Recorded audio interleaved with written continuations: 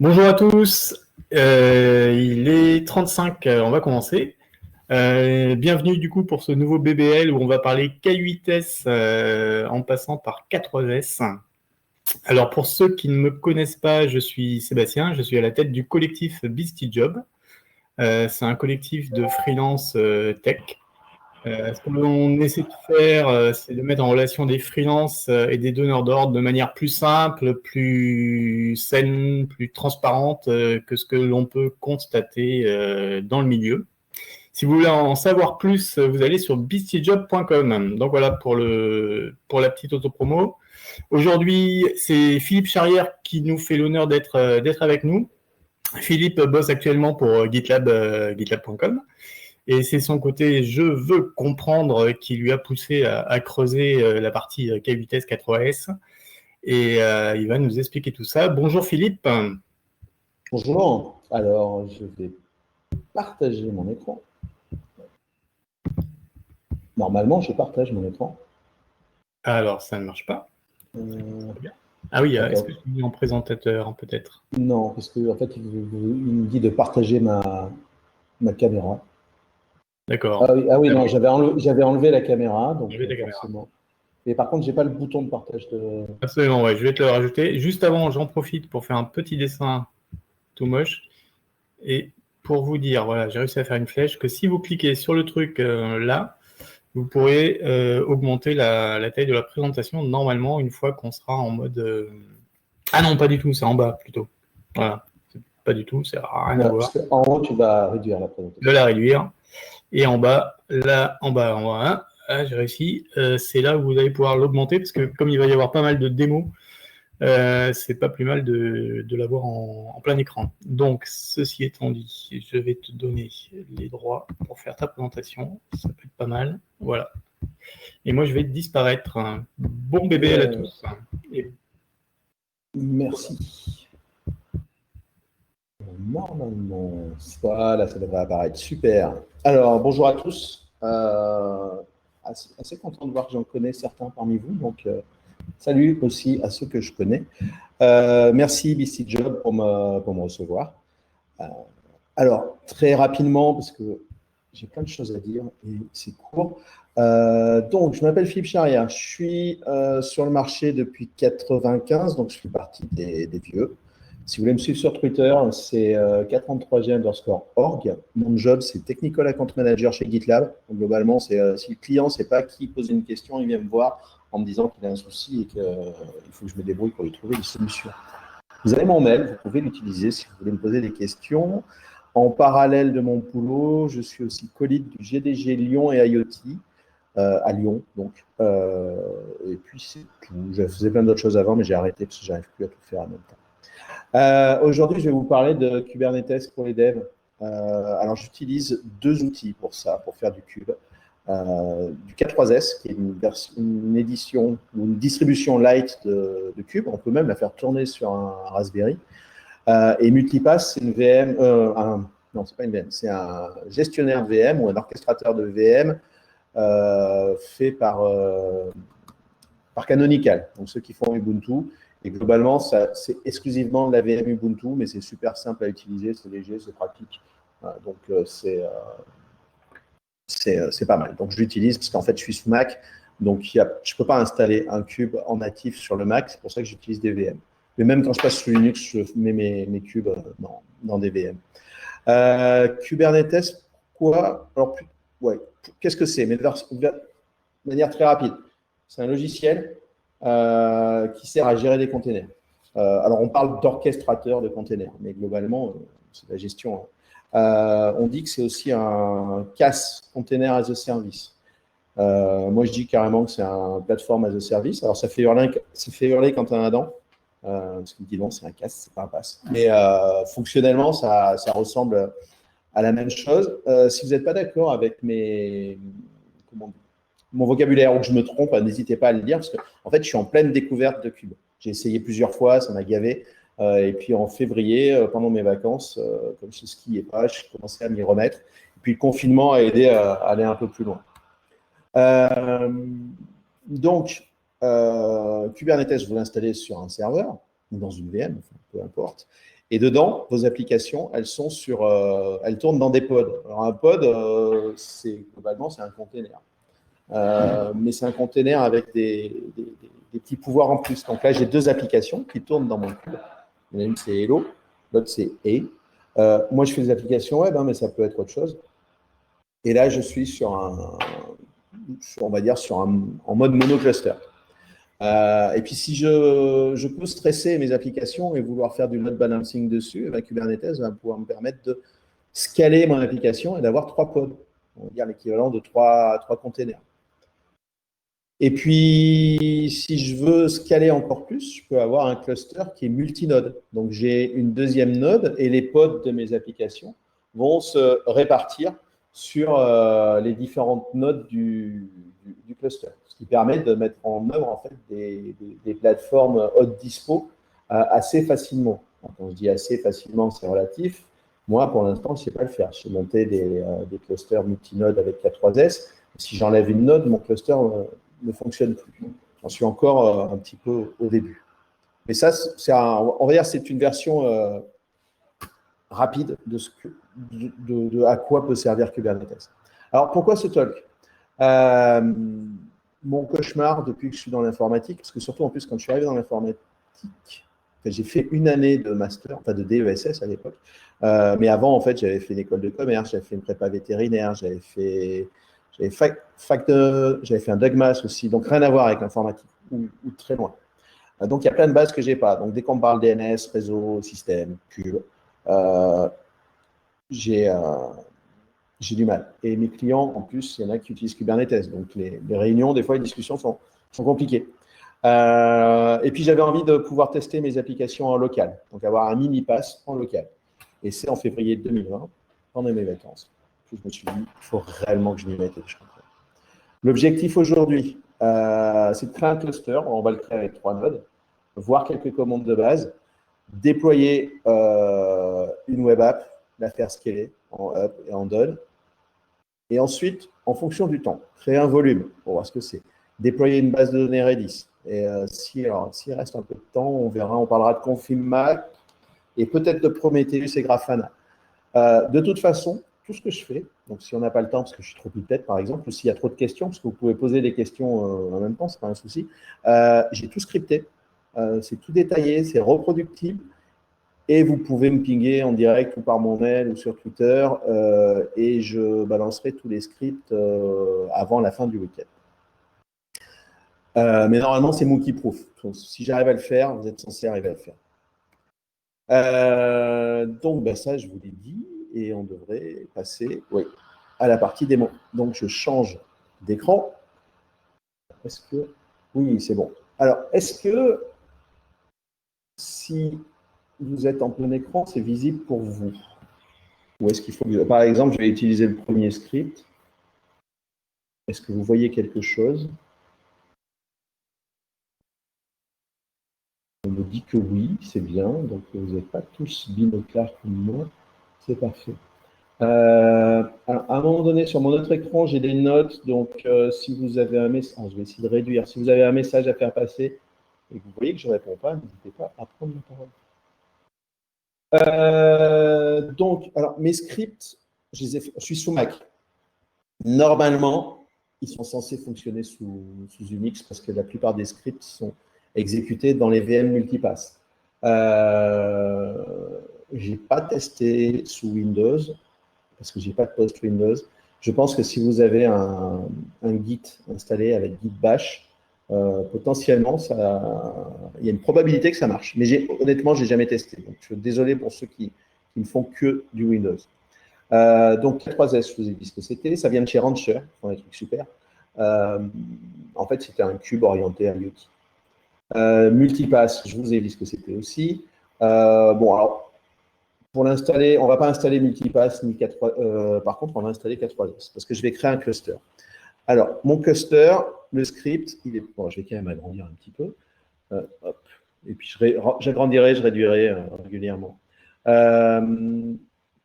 Pour créer une VM multipass, en fait, il faut utiliser multipass launch, le nom de la VM, lui dire le nombre de CPU qu'on veut, la taille mémoire, le disque. Alors, le disque, c'est important, prévoyez gros à l'avance parce qu'en fait, pour l'instant, il n'y a pas de resize. Et ensuite, là, quand le mount config, c'est que je lui monte un volume qui pointe sur mon répertoire config. Et après, avec multipass exec, vous passez des commandes à multipass. L'installation de K3S, c'est juste un curl et après une exécution du script qui est downloadé. Après, moi, je récupère le token de mon cluster et l'IP de mon cluster qui me serviront en fait à récupérer la config de K3S, changer l'adresse IP localhost par défaut par l'adresse IP de ma VM et copier ça dans mon répertoire partagé pour que je puisse lancer des commandes directement via mon node. Ensuite, je vous ai dit, j'allais faire un cluster 3 nodes. Donc, je vais créer 2 nodes supplémentaires. C'était les machines que j'ai créées ici. Et après, je vais leur demander de joindre mon cluster principal, ma node principale. Donc, c'est pareil, j'installe en fait K3S. J'explique au node où est mon cluster principal, ma node principale, ou mon nœud principal, je vais y arriver. Je mélange l'anglais et le français, je suis désolé. Et pourtant, je suis une bille en anglais. Un token que m'a filé ma node principale, et ça permet à la nouvelle VM de joindre le cluster. Et je fais ça 2 fois parce que je veux de nodes supplémentaires. Donc, on va le lancer. Alors, normalement, ça ne prend pas trop de temps. Normalement, mes VM vont s'afficher ici.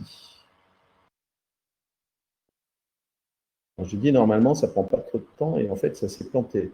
Ça commence. Alors, il faut que je fasse.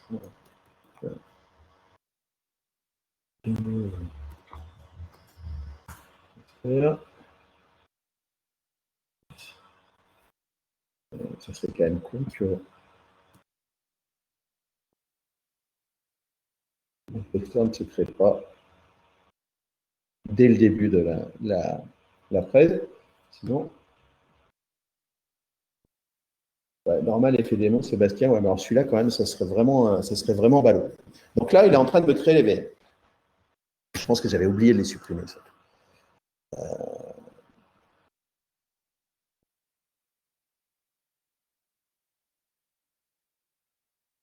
Donc, alors à chaque fois, j'ai fait le test et je pense que mon fils il est peut-être sur la PlayStation. Donc, c'est pour ça que ça rame. Et normalement, il faut 2-3 minutes de création de cluster. Maxime, si tu veux poser. Quid de ton node principal s'il est done. Alors, dans mon cas, s'il est done, c'est mort. Je n'ai pas fait d'install hot dispo, je n'ai pas encore passé cette étape-là. Pour l'instant, j'apprends à utiliser les commandes et à déployer dessus.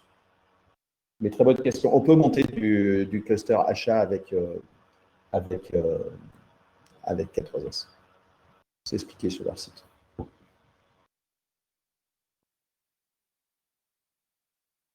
Je vais décaler pour voir le chat.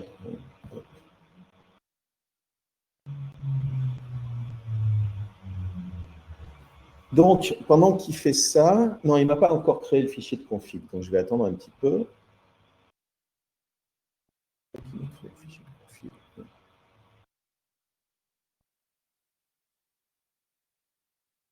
On y est presque. Donc, il m'a créé les 3 VM et en fait, il est en train d'installer les clusters.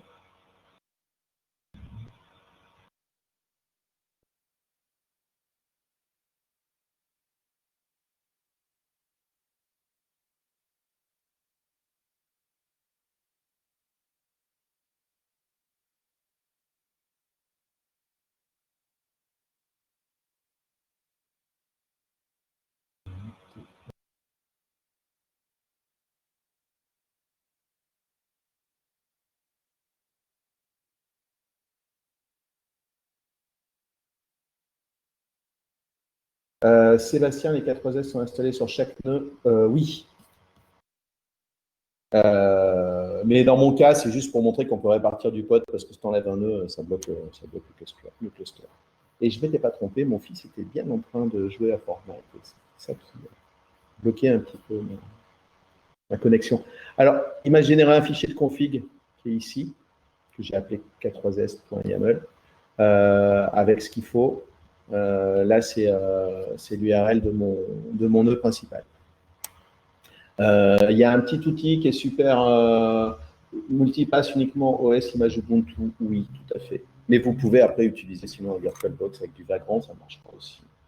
Il y a un petit outil qui s'appelle K9s qui est développé en Go, qui est super pratique et qui vous permet, alors pour le lancer, en fait, ce que j'ai fait, en fait, j'exporte une variable kubeconfig et qui pointe vers le fichier YAML de config et après je lance K9s et il m'affiche ce qui est installé dans un terminal sur mon cluster. Donc ça, c'est super pratique. Pour discuter avec mon cluster, j'utilise une CLI qui s'appelle kubectl. Alors, K-U-B-E-C-T-L. Les gens discutent beaucoup sur la façon de le prononcer. Et après, cette CLI, elle nous permet de faire des choses avec mon cluster. Donc, par exemple, je me suis fait des JScript à chaque fois. J'ai un kubectl top node. Si je le lance,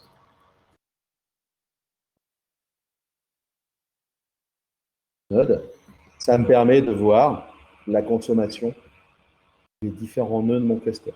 Alors, normalement, il faut installer le système de Matrix sur Cube, mais dans K3s, il est installé par défaut. Donc, je me prends pas là-dessus. Je peux avoir la liste des pods qui sont dans le namespace Cube System. Namespace, si vous pouvez regrouper par namespace les pods que vous utilisez. Donc, si je tape, je l'ai appelé comment?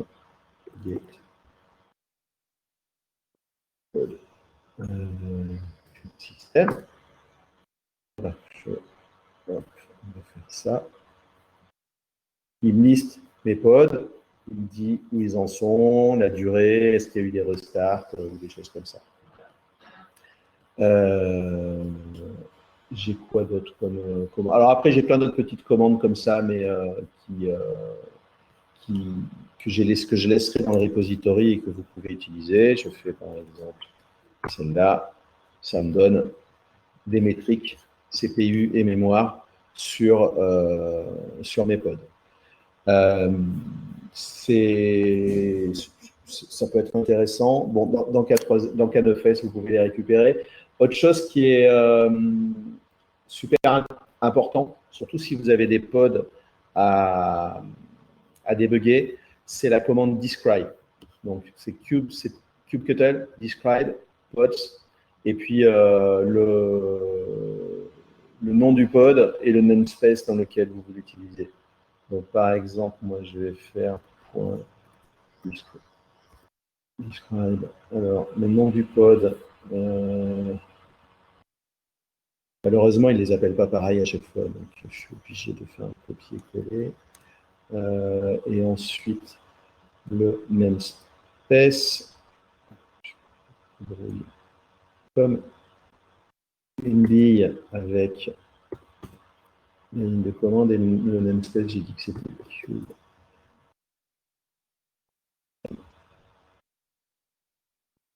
Voilà. Donc, le pod Core DNS qui est installé dans K3s par défaut, c'est lui qui va permettre de faire toute la partie DNS. Vous pouvez voir les logs aussi.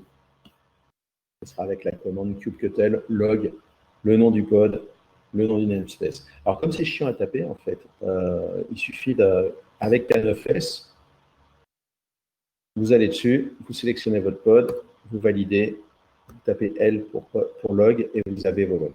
C'est pour ça que K9s, c'est super pratique, notamment pour débugger.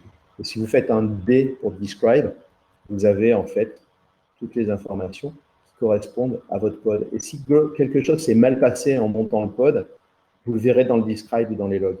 Donc en fait, le réflexe à avoir, que je n'ai pas à chaque fois quand vous avez un problème, utiliser les logs et describe.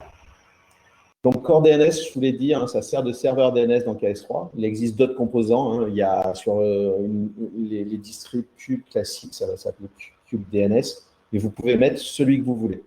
Moi, par défaut, est installé, vous pouvez le voir, Trafic, qui sert en fait d'ingress controller. C'est lui qui va permettre de faire du reverse proxy et du load balancing entre les pods. C'est pareil, il n'y a pas que Trafic, mais sur K3S, ils l'ont mis par défaut et ça marche très bien.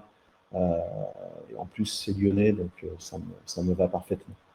K9S, je vous l'ai montré, donc on n'a pas besoin d'aller plus loin pour l'instant. Il y avait Sébastien, est-ce que c'est le même kubectl que pour K8S? C'est exactement le même. Hein. K3S, c'est vraiment un cluster cube. Ils ont enlevé plein de trucs dessus, mais c'est les composants qui existent dessus, c'est le même code. Donc, il reconnaît les mêmes manips. Alors ensuite, moi, mon plus gros problème, c'était, je suis développeur, je m'en fous de savoir comment va fonctionner Cube. Finalement, moi, ce que je veux faire, c'est arriver à déployer des web apps dessus. Alors, il y a plein de façons, enfin, il y a plusieurs façons de déployer des web apps. Comme je vous le disais, on ne déploie pas que de la web app. Moi, je vais vous montrer celle que j'utilise, qui est perfectible. Et puis en plus, là, je fais un petit peu en mode vanilla, enfin à la main. Après, en général, pour déployer sur du Cube, c'est votre CI qui va vous aider. J'ai des exemples de… J'utilise du Node.js, hein, mais c'est globalement toujours le même… déjà, je vais aller me mettre dans le répertoire. C'est toujours le même fonctionnement. Mon application Node.js, elle ressemble à ça. Je remets le chat pour être sûr que personne ne pose des questions. J'ai une application Node qui, qu'est-ce qu'elle fait? C'est du Express. J'ai une petite route API/hello qui va me retourner Hello World avec un nom que j'ai affecté à mon application. En fait, c'est un nom au hasard, mais globalement, si je scale, par exemple, mon application sur 3 pods, elles auront chacune un nom différent. Et je sers une page publique qui va m'afficher aussi le nom de l'application en allant interroger ma petite API. Pour déployer, alors c'est une bidouille, hein, mais parce que normalement, avec de la CI, c'est beaucoup plus simple. Qu'est-ce que je fais? J'exporte ma config Cube de mon cluster pour pouvoir me connecter. Le eval, celui-là, c'est pour récupérer le nom de la VM, récupérer l'IP, me construire un sous-domaine, et chaque web app va prendre en fait le nom de l'application, .lip, .nip, .io. Nip.io, c'est un service externe qui est super pratique. Du coup, ça vous permet d'utiliser l'ingress pour avoir un nom de domaine automatiquement, on va dire. Pour expérimenter, c'est génial.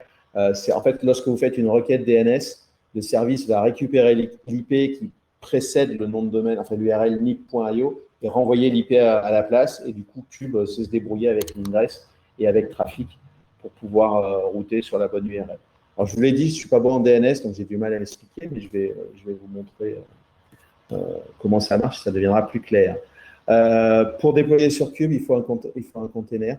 Alors, théoriquement, on peut lancer des VM aussi dans Cube, hein, mais la plupart du temps, c'est quand même du container. Donc là, je me crée des variables d'environnement et vous allez voir pourquoi, dans lequel je vais exposer mon container, enfin, ma web app écoute sur 80-80 et je vais exposer sur 80. Le commit message, c'est parce que j'ai la flemme de le taper. Je vais faire automatiquement un commit, en fait, de mes modifs. Ça me permet de construire un tag, d'avoir une branche et de récupérer le nom de l'application. Je vais utiliser le Docker Hub, mais vous pouvez très bien utiliser une registrie privée, hein, une autre registrie. Je crée un nom d'image Docker avec le nom de mon application et puis je suffixe par ing. Et ensuite, je construis l'URL, on va dire, qui me permet de récupérer mon image. Donc, ça va être mon Docker user, l'image Docker et le tag que j'ai construit au moment au moment du commit.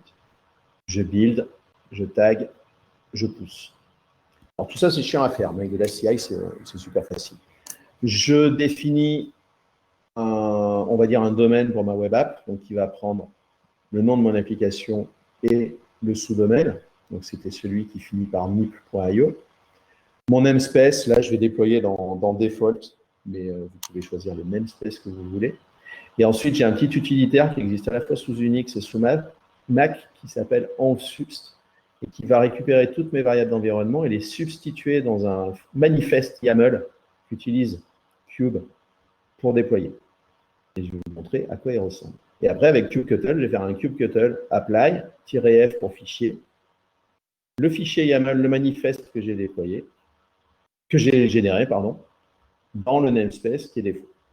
Alors, regardons à quoi ressemble ce fichier. Un fichier YAML peut être, alors ça peut être séparé en plusieurs fichiers. Moi, j'ai tout mis dans le même, mais vous pouvez faire ça dans un seul fichier, dans plusieurs fichiers. Et vous le mettez dans le répertoire cube et kubectl sera se débrouiller. Pour une web app, vous définissez un service. C'est là où les variables d'environnement seront substituées.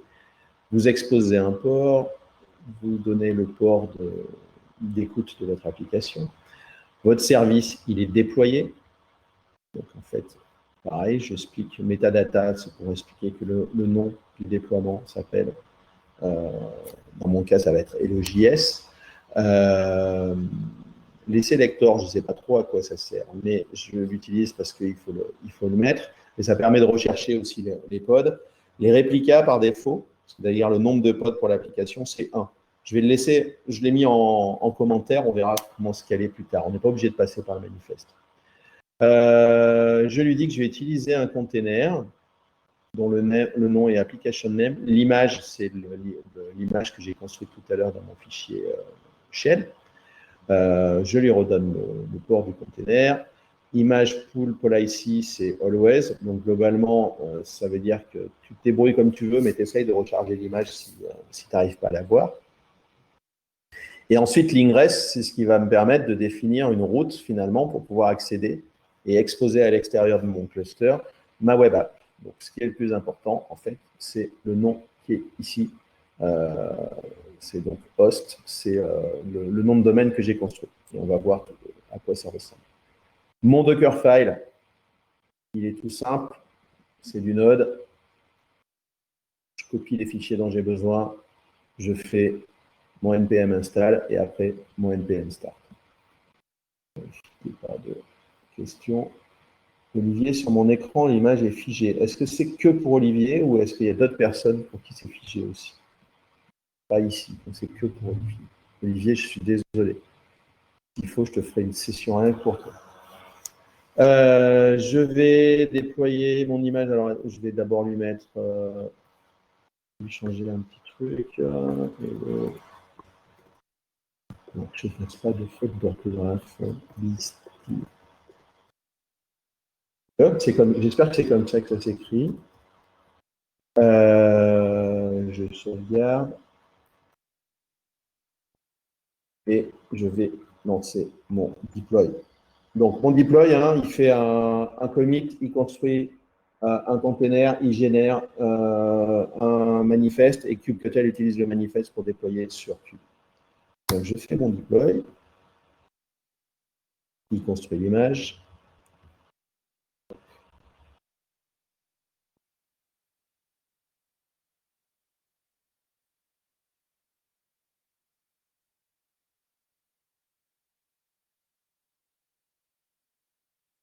Donc, là, vous voyez ici, il y a un nouveau pod qui se lance. Normalement, alors il est déjà lancé. Normalement, mon URL, c'est celle-là. On va quand même aller vérifier que j'y accède bien. Non, ça ne s'est pas mis au bon endroit. Hop. Je vais. Je change. Donc là, vous voyez ma web app qui est déployée et le petit nom que j'ai donné à l'application qui s'exécutait. Ensuite, vous voulez avoir la liste des déploiements. En fait, c'est kubectl get deployment dans namespace. Donc, si je le lance, get deployment, hop, on voit que j'ai un déploiement qui a été lancé. Ça correspond à ce qu'il y a dans KNFS. Si je veux récupérer l'URL de ma web app, il faut utiliser la commande getIngress. Donc en fait, avec getIngress sur le namespace default, j'aurai toutes les URL qui ont été lancées. Donc on retrouve bien cette URL. Et Trafic arrive à se déployer avec ça et ça permet de faire du test sans problème. Je vous ai expliqué tout à l'heure que on pouvait scaler les applications. Alors comment on fait? Vous pouvez, dans votre manifeste, changer ça et changer le nombre de réplicas. C'est pas ce qu'il y a de mieux. C'est ce que je faisais avant, mais expliquer que ce n'était pas une bonne pratique. Ou vous pouvez utiliser kubectl pour lui dire scale le nombre de réplicas que vous voulez, deploy le nom de l'application. Enfin, le nom de l'application, c'est parce que mon déploiement, je lui ai donné le nom d'application et le namespace concerné. Donc là, je lui dis, je veux 3 réplicas sur le namespace default. Je vais faire un scale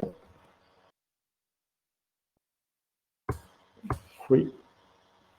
Vous allez voir que normalement, voilà, j'ai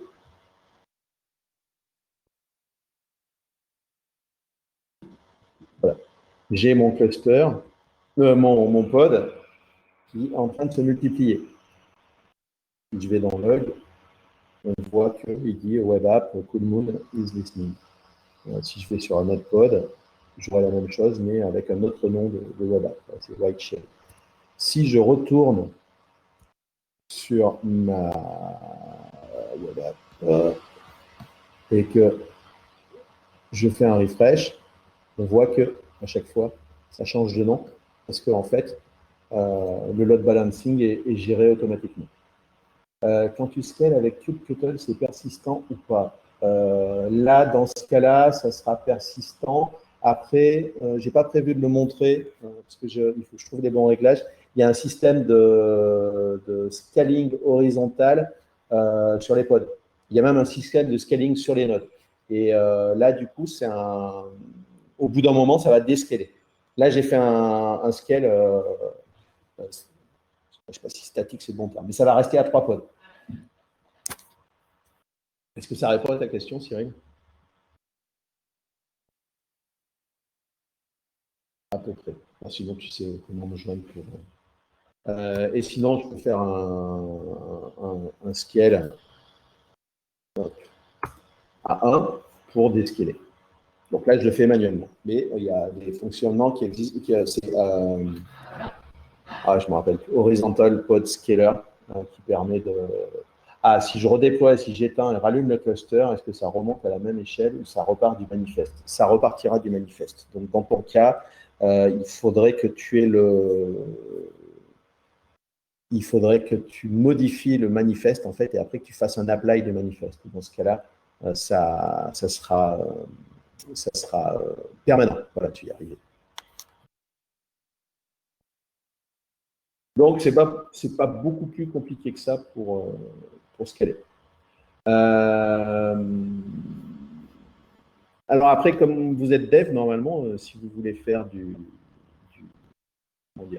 des modifs, là, on va dire, j'ai déployé la branche. Alors, je suis désolé, je l'ai appelée master parce que je n'ai pas encore choisi si je vais nommer ma branche par défaut et que je n'ai pas eu le temps surtout de modifier mes scripts. Mais donc, j'estime que master, c'est la prod. Si je veux aller faire du test sur autre chose que la prod, je vais créer une nouvelle branche, par exemple. J'ai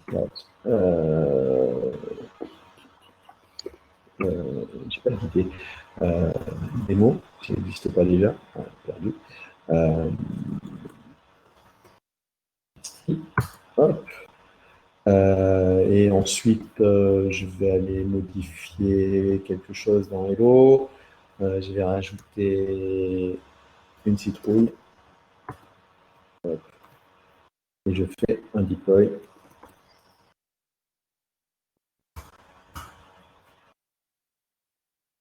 Donc là, en fait, comme j'utilise pour nommer mes services et mes applications les noms de branches, ça me permet de facilement déployer une autre version de mon application tout en gardant la prod.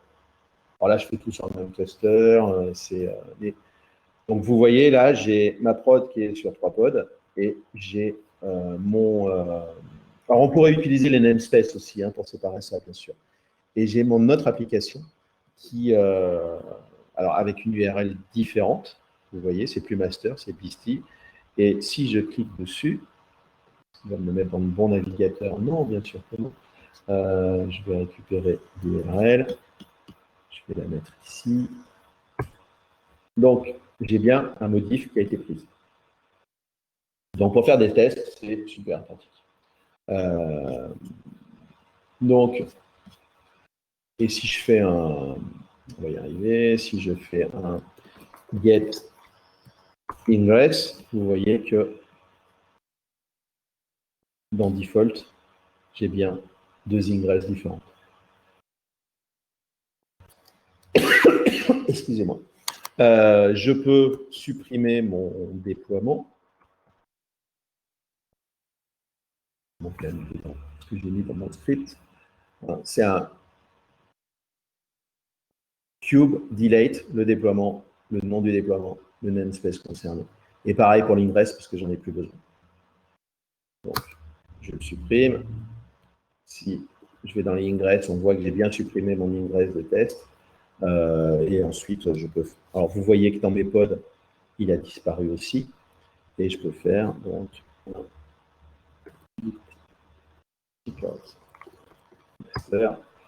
un git merge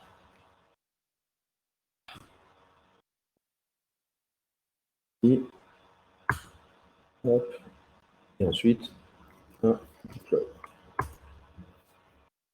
Et comme ça, je balance ma modif sur la prod. Par rapport à l'autoscaling, d'ailleurs, ça fait penser qu'il y a un framework qui s'appelle Knative, qui s'installe facilement sur K3S et qui gère ça super bien, qui gère le scaling, le descale. Alors, c'est très orienté serverless, mais c'est super sympa à utiliser et on peut l'utiliser sans aucun fichier YAML. Donc là, vous voyez que il vient de me redéployer ma prod. Et donc, si je… Alors, ma branche de dev n'existe plus. Et ma prod, si je rafraîchis, j'ai bien ma citrouille qui apparaît. Donc, vraiment, pour vous mettre en situation de test, pour si vous avez des microservices à déployer sur Cube, c'est super facile. Ensuite, on va créer un volume. Où est-ce qu'il faut que j'aille me foutre? Je retrouve mes petits. N'hésitez pas à poser des questions, même. Alors, je ne sais pas comment Sébastien gère ça, mais si vous voulez les poser en audio, c'est pas un souci. Je vais aller dans…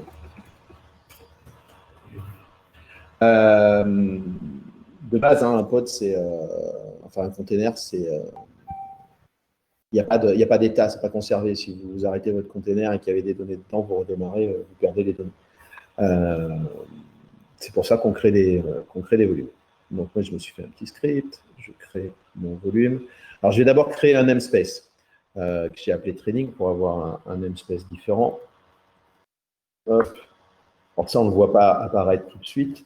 Ensuite, je veux créer ce qu'on appelle un volume claim.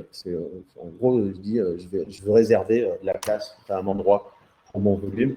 J'utilise un fichier que j'ai appelé pvc.yaml et qui contient ce dont j'ai besoin. Donc, c'est un objet de type persistent volume claim.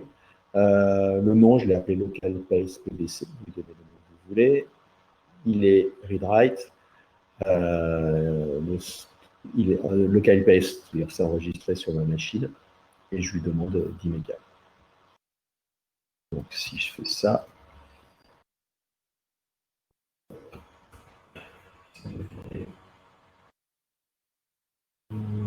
que ça m'affiche autre chose?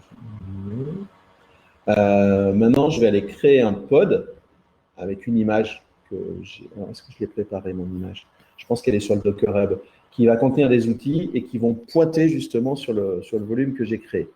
Alors, mon image, c'est elle a quoi normalement?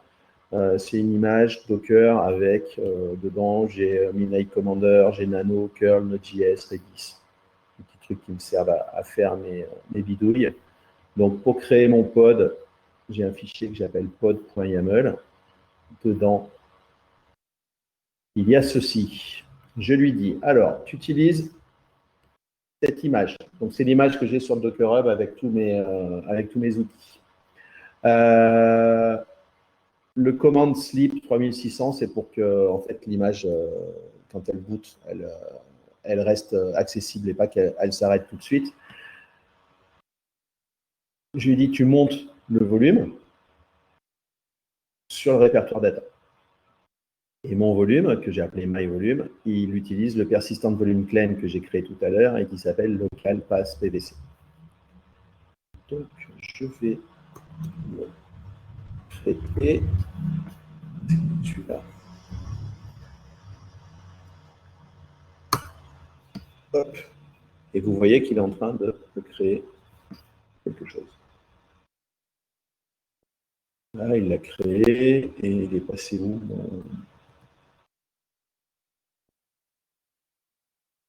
Je l'ai perdu.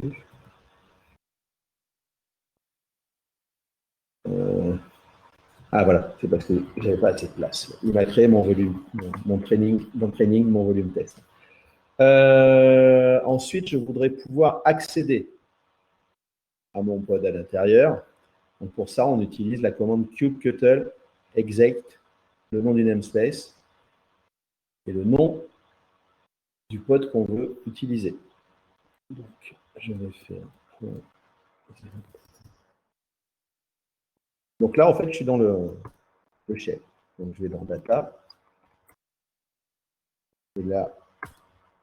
Donc là, je pointe sur le volume que j'ai utilisé. Alors, par exemple, je vais lui dire.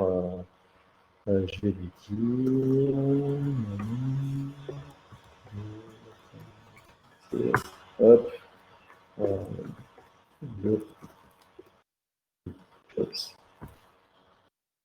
Je suis désolé, je suis très mauvais avec VI, c'est pour ça que et si par exemple je vais dans, je sais comment on fait, je sélectionne mon pod, je clique sur S, voilà, là aussi je suis dans le pod. Si je vais dans data, on voit normalement que j'ai bien créé mon fichier. Ici. Et je vais en profiter pour créer un autre pod qui pointe sur le volume avec un fichier différent. Parce que c'est un autre pod que j'ai appelé volume test bis. Désolé, c'est pas très original. Je suis dans la shell du pod. Hop. Voilà.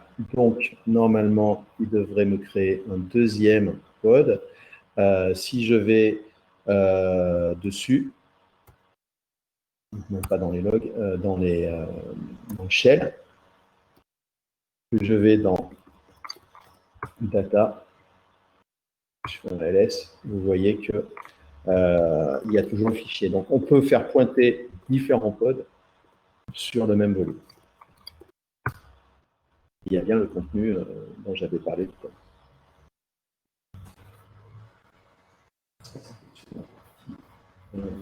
C'était sur la partie pod. Pareil, hein, j'ai tous les scripts, donc vous pouvez le rejouer sans aucun problème. Alors, je vérifie sur des questions. Nano, ouais, je suis désolé Sébastien, je sais, c'est sale, c'est pas beau. Ok. J'ai bien fait d'utiliser Nano, comme ça il n'y a pas de questions, tout le monde bloque sur l'éditeur. Ensuite, du coup, ce qui est super important quand on est quand on est dev et qu'on fait des web apps, c'est qu'on a besoin d'une base de données. Alors, j'ai fait dans le simple. Moi, je déploie du Redis, alors un mono Redis. Je n'ai pas fait un cluster de Redis dans le cluster, mais c'est possible.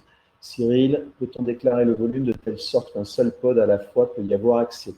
J'imagine que c'est possible, mais j'en ai strictement aucune idée. J'en suis encore à... Moi, c'est vraiment les baby steps. Salut, Dana. À bientôt.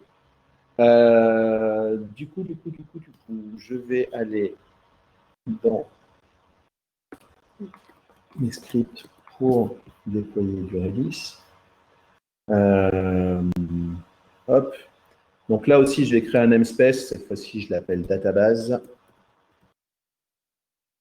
pour faire un peu de rangement. Ensuite, je vais là aussi créer un volume. Alors celui-là, pour mon Redis, je lui ai donné un peu plus de place, mais c'est exactement le même principe que tout à l'heure. Donc j'ai créé mon volume et ensuite, je vais créer mon app Redis.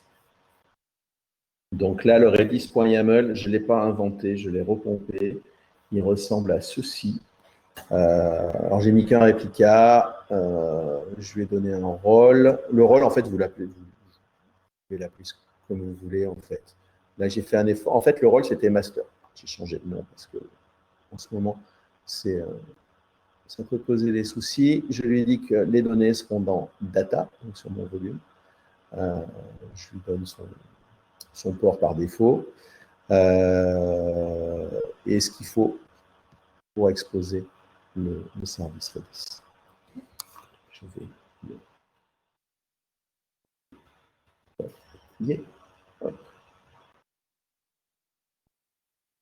Donc, normalement, il est en train de me déployer un Redis quelque part.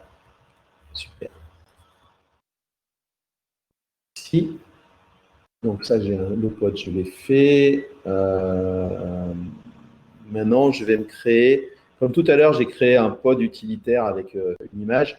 Je vais faire la même chose pour Redis, mais dans le même namespace. Donc, je me crée un pod, toujours en utilisant la même image, parce que j'ai le client Redis dedans. Je vais faire... je ne sais plus si j'en étais. J'ai créé la base Redis, ouais, il faut que je crée le client. Donc, on code Redis client. Et bien, créer. Donc, si je veux me connecter à mon pod client, c'est toujours le kubectl exec pour accéder au pod nommé. Je le fais là. Donc, du coup, comme j'ai un. Ah, ça commence bien. Oui, je suis bête. Redis, pour me connecter à Redis, je fais un -h et le nom de ma base.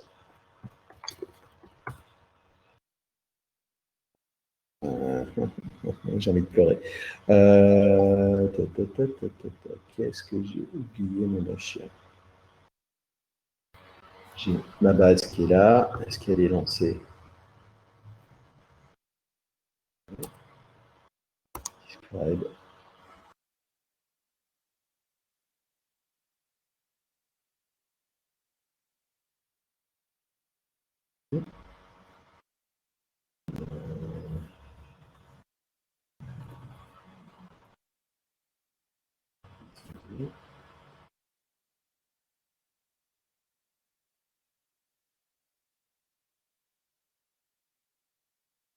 Bien une bonne base.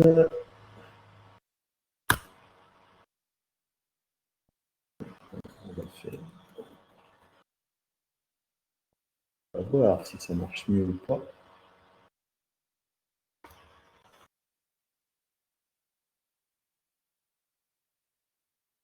Qu'est-ce que j'ai oublié?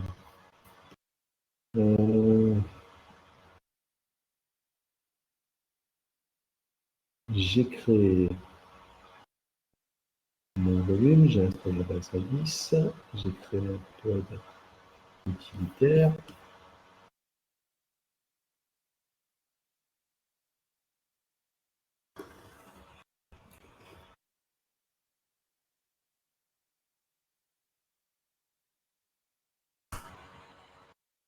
Rien qu'à changer, donc mon client il est bien là, je vais quand même le redémarrer pour vérifier.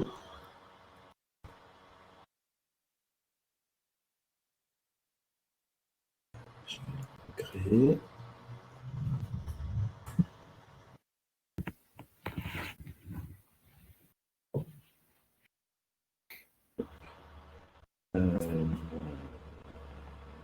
Est-ce que je suis? Il y a la connexion depuis, depuis quel endroit qui ne fonctionne pas du coup? Eh ben, normalement, il est censé voir ma base Redis. Et pour une raison que j'ignore,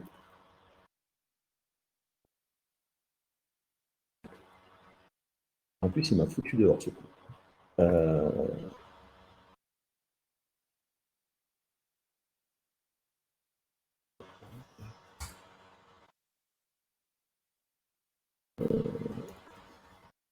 Parce qu'à chaque fois, on voit qu'il il résout avec le localhost dans 27001, Redis Mother. C'est pas ça le Eh problème? ben, ouais, mais normalement, ça devrait. Normalement, et en fait, il est censé le. Si, c'est ça le problème, mais normalement, ça devrait pas. Normalement, ça devrait pas. Les moments de solitude comme ça. Point.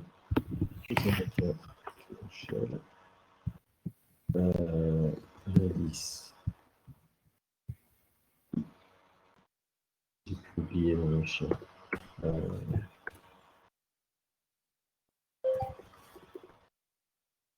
Voilà, ça a marché. Donc je pense que peut-être que ma base n'était pas. C'est pas up? Peut-être qu'elle n'était pas up. Mais normalement, c'est tellement léger le truc que c'est censé être up tout le temps. Mais bon, peu importe. Il faudra que je. Donc si je fais un set message. Ouais, c'est Oh, peut-être le DNS qui était un peu foireux. ouais. Bon, écoute, là il le prend a priori, donc j'arrive à mettre des choses dans. J'ai fait mon get. Mais ça m'a perturbé. J'arrive bien à mettre des choses dans ma base. Donc maintenant, imaginons que je construise un autre client Redis quand même pour vérifier que ça marche bien. Donc là, j'étais dans tout à l'heure, mon client Redis, là, je l'ai créé dans Database. J'ai créé le même, mais dans Training. Juste pour montrer un petit truc. Ensuite, je vais aller à l'intérieur de mon client.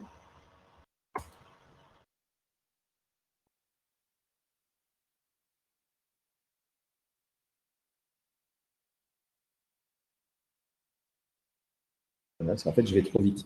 Je vais à l'intérieur de mon client et en fait, comme on n'est pas dans le même namespace, là, cette fois-ci, mon client, il est dans le training, il faut que j'appelle ma base différemment.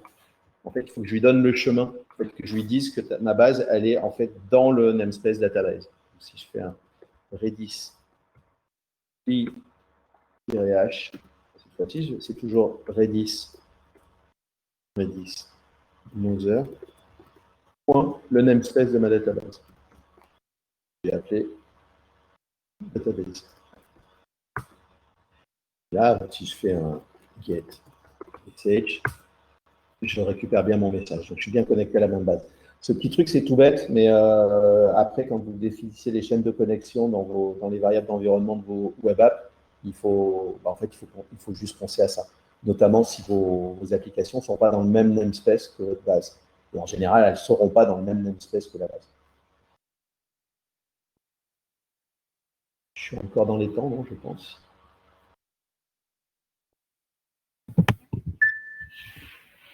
Il me reste combien de temps? Et non, il est 29. Il est 29, donc il me reste qu'une minute. Donc je ne peux pas vous faire la démo suivante, mais qui sera fournie. est exactement le même Hello JS que tout à l'heure, mais avec l'utilisation de la base Redis, justement, pour pouvoir montrer que c'est facile à utiliser. Et vous aurez en plus, attends, je vérifie. J'avais fait quelque chose pour utiliser les config maps. Les config maps, ça serait l'équivalent, par exemple, d'un fichier de config que vous pluguez sur un pod. Et ça peut être intéressant pour rajouter des comportements. Et ça sera documenté. Et il y en avait une qui était en cours, mais que je n'avais pas prévu de vous montrer. C'est pour utiliser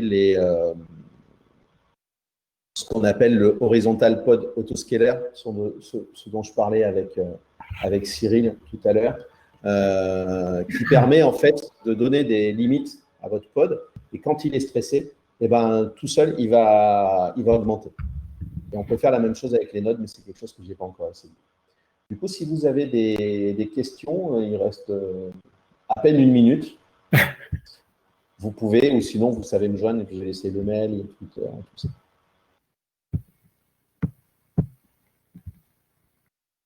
Et Olivier dit sur ma machine, ça marche, c'est l'excuse numéro 25 du développeur. C'est parfait. Alors, je départage mon écran peut-être. Ouais. Alors, une petite question de David, peut-être. Voilà. Ah non, vraiment, merci. C'est pas dire merci. Voilà, merci à vous. Merci d'avoir été attentif. J'aurais eu mes 2 effets démo, du coup. C'est vraiment super intéressant pour découvrir comment ça fonctionne vraiment, parce que quand on passe par du GKS ou ces autres trucs, ces autres services cloud. L'interface est un peu, elle fait un peu peur au début en fait quand tu arrives sur GKS. Ouais. Et pourtant GKS n'est pas forcément le plus compliqué, je pense. Non, c'est vrai que ça cache pas mal de trucs. GKE. Ouais, GKE, pardon. Tu as raison. Et pour faire de la pub à mes petits camarades, le Cube Manager d'OVH est plutôt facile à prendre en main. Et je sais que moi, ça m'a sauvé la vie. Là, j'avais une formation à faire, il fallait que je fasse déployer des apps à mes apprenants, et j'ai monté un cube avec 2 nodes, et merci Maxime. Et ça m'a permis de faire la formation tranquillement et tuer le cube en partant. J'ai fait ça plusieurs fois. Je crois que ça m'a coûté 7 € le mois, ou non, même pas, je ne sais plus. Parce que j'ai fait pas mal de bidouilles et d'essais, mais leur service est bien. J'ai eu la chance de me faire aider par Horatio pour démarrer sur la partie Ingress. Parce que par contre, un cube chez OVH, il est tout nu. Un K3S, tu le lances, tu as la partie Ingress et DNS qui est lancée. Un cube chez OVH, par exemple, il faut que tu fasses les manips d'installation d'Ingress au début. Mais c'est plutôt bien expliqué, puis sinon, je ne suis pas. Je crois que j'ai créé un article de toute façon dessus. Ok, alors s'il n'y a pas plus de questions. Ah, si, voilà, je dis ça pour que Kevin tape quelque chose. Si c'est pour dire merci. Pour faire des tests, il y a aussi Docker for Mac et for Windows, oui. Et alors, justement, il y a une autre distribution de K3S qui s'appelle K3D et qui permet de faire tourner du K3S dans du Docker. Donc, ça serait même, je pense, plus léger que le cube embarqué dans Docker. On l'a fait avec... as-tu essayé de te passer de nip.io pour l'ingress? Ouais, je l'ai fait avec du DNS mask, mais alors j'ai un peu niqué ma config. Et on peut faire du nip.io en local, mais je n'ai pas encore essayé, mais il y a Louis Tourneur qui s'épie des fois avec moi qui sait le faire. Moi, le nip.io, ça me permet en fait de simuler un certificat wildcard en fait. Une question sur l'autoscaler, l'autoscale horizontal. Tu parlais de stress de pod. Alors, justement, je suis en train de faire des réglages sur les métriques pour autoscaler. J'ai un script qui utilise le petit logiciel qui s'appelle H-E-Y, qui permet de faire de stresser des web apps. Mais j'ai pas trouvé les bonnes métriques encore pour être sûr de montrer que ça scale automatiquement. J'y suis presque, mais si je change ma web app ou des choses comme ça, c'est plus compliqué. Par contre, si on utilise Knative, qui est en fait ni plus ni moins qu'un espèce, pour la partie serving, un espèce de wrapper autour d'un pod. L'autoscaling est super sensible et ça marche super bien. Donc Kinetic, je conseille aussi. Hein, j'ai écrit un blog post dessus. C'est juste génial. Tout ce que j'ai fait là à la Mimine, et j'ai mis du temps à faire ces scripts et à comprendre plus ou moins comment ça marchait. Avec Kinetic, certains pourraient se résumer en juste une ligne de commande. Et c'est quoi la différence avec Minikube, du coup, K3S avec Minikube, qu'est-ce qu'on... Alors, Minikube, je crois que c'est monocluster. Je ne suis pas sûr qu'on puisse rajouter de notes. Je dis je crois parce que j'ai pas vérifié. Par contre, Minikube prend beaucoup plus de ressources mémoire que K3S. Sinon, il y a un autre. Et Minikube fonctionnera que dans une VM. Un Minikube sous Linux, tu es obligé d'avoir une VM. Si vous ne voulez pas faire du K3S, mais avoir une distrib légère et qui peut s'installer, on va dire, bare metal, il y a Micro K8S qui est bien. François, tu conseilles Kinetic ou OpenFast? Alors, vu que le tech lead Alex de OpenFast ne peut pas m'entendre, moi, je serais bien Kinetic.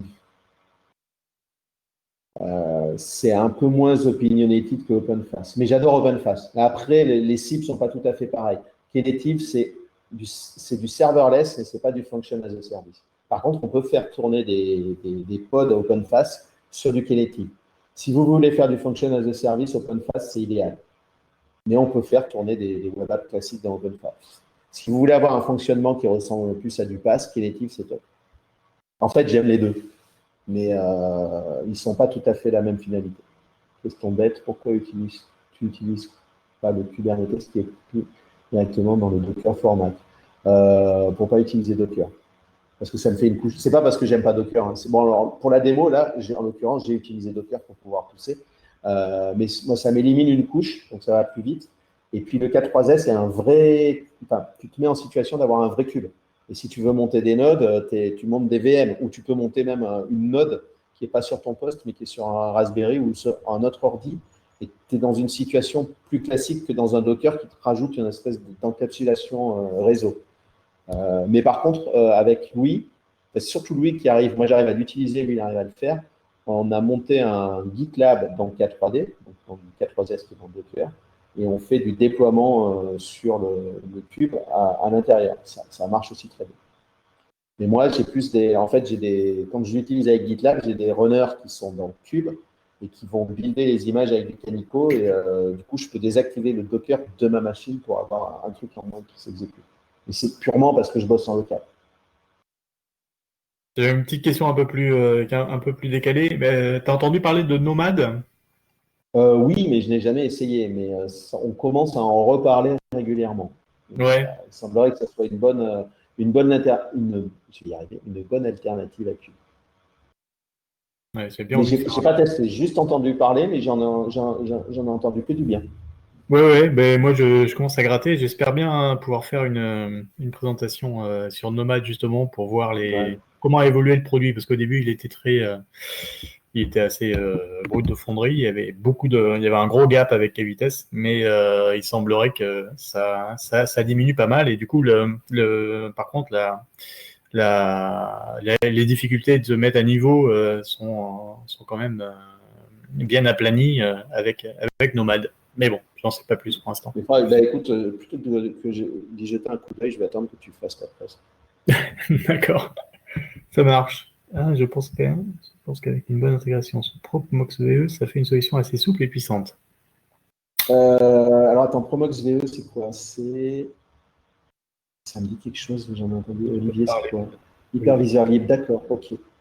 Ah, mais il faudra que je regarde. Intéressant. Et alors, l'équipe Rancher avait sorti un truc qu'ils appellent Rio, qui permet de faire une espèce de passe dans K3S. Mais pour l'instant, l'idée était sympa, mais ils ne bossent pas beaucoup dessus. Ils bossent essentiellement sur K3S, Ah. qui est reconnu par la CNCF, qui est reconnu comme Distrib Cube. Et je trouve que pour faire de l'IoT, c'est top, pour des gateways sur des Raspberry. Mais pour se former, je trouve que c'est. J'en ai essayé plusieurs. Hein. J'ai essayé Minikube, j'ai essayé Micro K8S, qui est pas mal. Et K3S, je trouve que c'est ce qui est le plus facile à prendre en main. Ok, il est 40, on s'arrête là. Par contre, je note qu'Olivier, du coup, tu Ouais, es il a une le proposition prochain de pour faire thèse. une thèse sur Proxmox. Ah oui, on va Bon, être... en tout cas, merci à vous tous. Merci beaucoup, Philippe, pour, Merci à euh, toi. pour la presse et avoir surmonté les deux ou trois petits soucis que tu as eu. Celle du Redis, elle m'a fait bizarre. Euh, il y Merci. a, ouais, si dimanche soir, vous voyez que les scripts ne sont pas en ligne, n'hésitez pas à me relancer. D'accord. On les Parce mettra que aussi sur la page de la voilà, presse, du coup. c'est tout prêt. J'ai juste à publier. Il faut que je fasse un peu de ménage pour être sûr de ne pas avoir laissé de bêtises dedans. Mais normalement, il y a tout ce qu'il faut. Et je le répète, Redis Pro existe. Je le répète, si vous voulez, si vous avez besoin d'aide sur le truc ou vous avez une question, n'hésitez pas à me demander. Si j'ai pas le temps, je vous dis pas maintenant et puis on en reparle plus tard. Mais je suis disponible, le sujet m'intéresse vraiment. Et en fait, j'ai tellement galéré pour comprendre comment ça fonctionnait parce que j'avais des cas d'usage bien précis et les gens me répondaient, mais pourquoi tu veux faire ça? C'est complètement con. Donc il fallait que je trouve tout seul. Après, j'ai trouvé des gens sympas qui m'ont qui m'ont aidé, hein. Mais si je peux filer un coup de main à quelqu'un, n'hésitez pas. Par C'est contre, noté. ne mettez pas en prod ce que je fais. C'est noté. La semaine prochaine, on aura un nouveau BBL qui va parler du no estimate. Alors, ça a l'air d'être un sujet assez clivant Oh euh, oui. et qui est, selon certains, la solution pour pouvoir vendre des projets agiles et pour d'autres, un truc complètement aberrant que les clients n'arriveront jamais à comprendre. Donc, on va voir ça. Non, c'est pas la semaine prochaine. Je crois que c'est la semaine d'après. C'est le 17 juillet. 17 juillet. Merci à tous d'être venus, d'avoir participé. Encore merci, Philippe. C'était Merci super. à